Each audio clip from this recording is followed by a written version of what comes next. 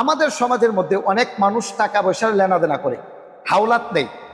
একজন মানুষ আপনার কাছে এসেছে টাকা হাওলাতের জন্য, তাকে আপনি একটা বিশ্বাসের ভিত্তিতে টাকাটা দিয়েছেন। যেই ব্যক্তি টাকা নেবে ওই ব্যক্তির অন্তরের মধ্যে দুইটার একটা নিয়ত থাকবে। হতে পারে তার অন্তরের মধ্যে এই নিয়ত থাকবে, আমি যে তার থেকে টাকাটা নিব, নেওয়ার পরে টাকাটা তাকে আমি ফেরত দিব, এই একটা নিয়ত। আরেকটা নিয়ত থাকতে পারে, আমি শুধু খালি তোমার কাছ থেকে টাকাটা যদি একবার নিতে পারি আর দিব না। এই যে দুইটা নিয়ত থাকতে পারে আপনার অন্তরের মধ্যে। তাহলে একজন মানুষকে টাকা হাওলাত দিয়েছে, এটা একটা বিশ্বাস।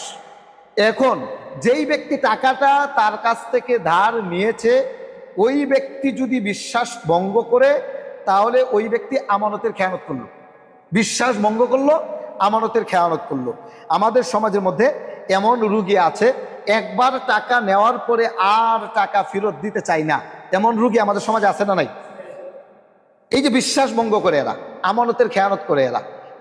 আর যদি কোনো ব্যক্তি টাকা হাওলাত নেওয়ার সময় যদি এই নিয়ত করে, আমি টাকা হাওলাত নিচ্ছি, ঠিক সময়ে আমি তাকে টাকাটা পৌঁছে দিব, ওই ব্যক্তিকে টাকা পৌঁছে দেওয়ার মতো, ঋণ পরিশোধ করার মতো আল্লাহ তাআলা তাকে তৌফিক দান করবেন, সুবহানাল্লাহ।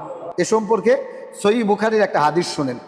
আনাবি হুরায়রা রাদিয়াল্লাহু তাআলা আনহু আনিন নবী সাল্লাল্লাহু আলাইহি ওয়াসাল্লাম ক্বাল, আবু হুরায়রা বলেন, আল্লাহর নবী সাল্লাল্লাহু আলাইহি ওয়াসাল্লাম বলেছেন, মান আখাযা আমওয়ালান নাসি, যেই ব্যক্তি মানুষের থেকে টাকা ধার নেই, কর্জা নেই, যে আমাকে কিছু টাকা দেন, ইউরিদু আদা আহা, ইচ্ছা হলো টাকাটা সে সময় মতো ফিরিয়ে দিবে, আল্লাহ রসুল বলেন, আদাল্লাহু আনহু, আল্লাহ তাআলা ওই ব্যক্তির টাকা ফিরিয়ে দেওয়ার মতো ব্যবস্থা করে দিবেন।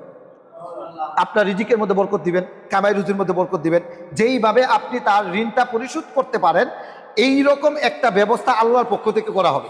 পাশাপাশি ওমান আখাযা ইউরিদু ইতলাফাহা, যেই ব্যক্তি এই নিয়তে টাকা হাওলাত নেই যে আর টাকা দিবে না, একবার নিয়েছি তো নিয়েছি, আর টাকা দিব না, আমাকে কি তুমি পিটায় টাকা নিতে পারবা? মানুষের সমাজে বলে না, টাকা যদি এমনিতে না দেয় তাহলে কি পিটায় টাকা নেওয়া যায়? টাকা নেওয়া যায় না। তো ওই ব্যক্তির ইচ্ছা হলো একবার যদি নিতে পারি আর সেই টাকা দিব না।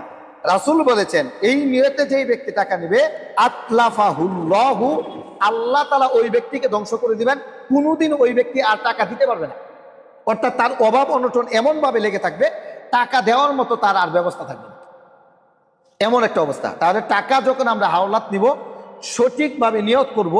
যদি আমরা নিয়ত করতে পারি, তার টাকাটা দেওয়ার মতো ব্যবস্থা করে দিবেন কে? আল্লাহ তাআলা ব্যবস্থা করে দিবেন। সহিহ বুখারীর 1387 নম্বর হাদিস।